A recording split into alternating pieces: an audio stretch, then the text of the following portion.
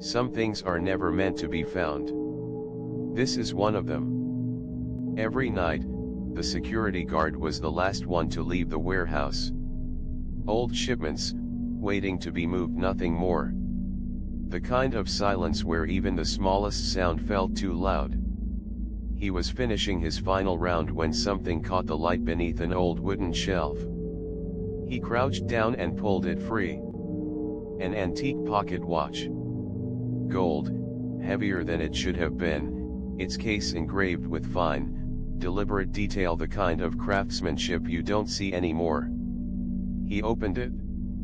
The hands were frozen. Not broken, frozen, as if time itself had stopped inside it. No maker's mark. No name. Just a single number engraved on the inside of the case. 9. He turned it over in his hands, and something about it felt valuable, genuinely valuable, the kind of find that changes a night. Someone's going to want this back, he muttered, glancing around the empty warehouse. No one was there. He slipped it into his pocket and finished his shift like nothing had happened. Before he left, he felt it, that particular stillness that means you're being watched. He raised his flashlight toward the end of the corridor. Nothing. He laughed it off and drove home. That night, he set the watch on his nightstand. As he turned off the lamp, for just a second, every clock in his apartment read the exact same time, a time that didn't match his phone, didn't match anything at all.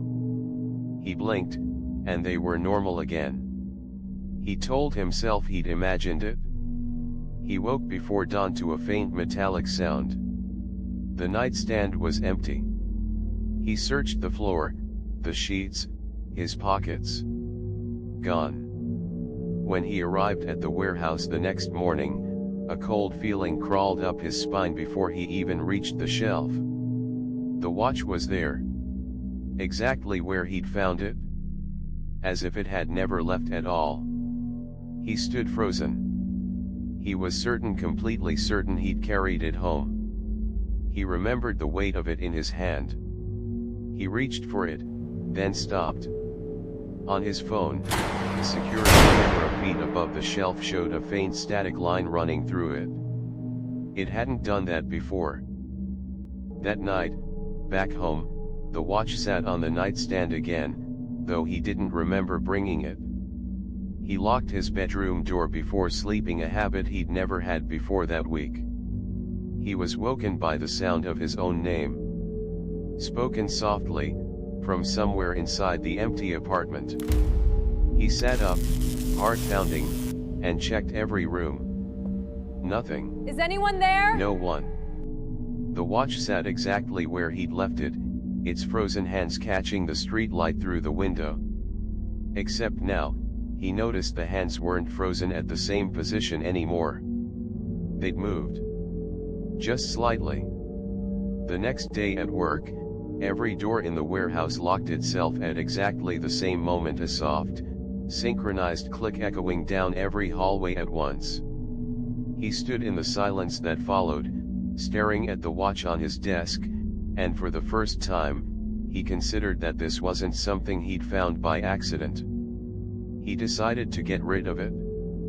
He sealed it inside a small metal box, locked it, and buried it deep in the storage room, behind boxes no one touched. He told himself that would be the end of it. Near the end of his shift, every light in the building went out at once. Darkness swallowed the warehouse for far longer than it should have. When the power returned, he heard it clear, and close, right beside his ear, though no one stood near him. Not yet. He didn't move for a long time. When he finally found the courage to check the storage room, the metal box sat open. The watch was inside, exactly as he'd left it. But now, engraved on the back, where the case had been smooth before, there was a line that hadn't existed that morning: "You didn't find it.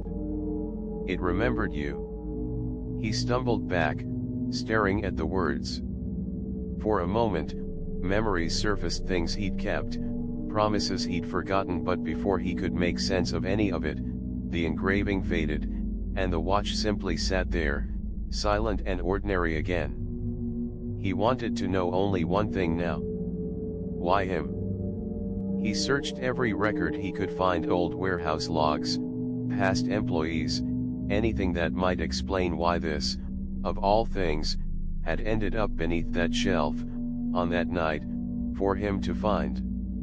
He found nothing official. But in an old logbook buried in a drawer, he found a name crossed out so many times it was almost unreadable, beside a single note, "Left it."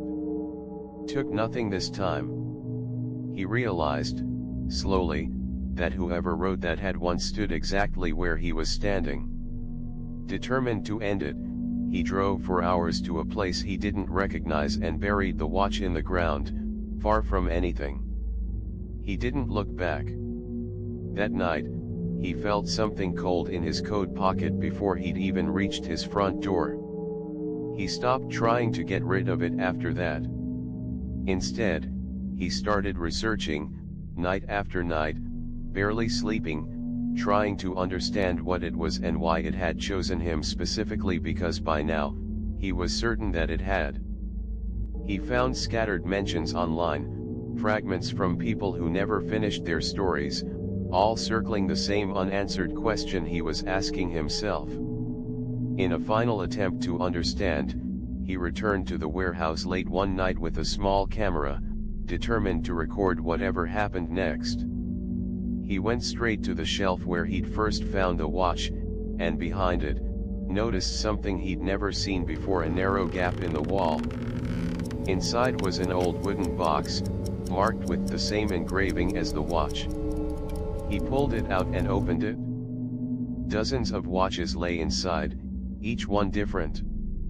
Except for his. Beneath them, a folded note. It held no explanation. Only one line: "It does not choose the ones who find it. It chooses the ones who never give anything back." He froze, staring at the words. Something about them felt true in a way he couldn't quite place, a feeling more than a memory. The wooden box vanished from his hands. The recording continued. The camera later showed him entering the room, opening the box, reading the note. After that moment, he never walked back into frame. The footage ran for hours, facing the open door. No one entered. No one left. The warehouse stayed open. The missing guard slowly became just another forgotten story. Weeks later, a new employee started at the warehouse. On her first night, doing her final round, something caught the light beneath an old wooden shelf. She crouched down and pulled it free. A small metal tag. No name. No brand. Just a single number, engraved deep into the surface. She turned it over in her hands, and smiled. She slipped it into her pocket. If you ever find something that shouldn't exist, leave it where it is. This has been The Ninth Whisper.